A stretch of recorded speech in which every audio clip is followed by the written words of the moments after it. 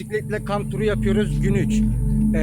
Bugün normalde benim dinlenme günümdü. Marmara Ereğlisi'nde dönmeyecektim geriye. Fakat orada kamp yaptığım yeri çok beğenmedim. Bugün de orada kalmak istemedim. Fazla yol yapmadan 10 kilometre ötede yeni çiftliği düşünüyordum. Yeni çiftliğe gittim fakat orada da şöyle bir şey vardı. Kamp alanı, kamp yasak. Halk plajına gittim. Diğer taraflara da baktım. Orada yasak olduğu için sonra 8 kilometre öteye gittim. Yenice'ye gidecektim. 8 kilometre ötede çok güzel bir koy buldum. Otobanda gördüm. Karavancıların, çadırcıların geldiği bir yer. Ben de buraya kendim kamp yaptım. Çamaşırlarımı yıkadım. Buraya astım. Şöyle yapayım. Evet. Karşıda cami var. Camide yıkadım. Karşımda bakkal var. Her şeyimi karşılayabiliyorum. Tamamen ücretsiz bir alan.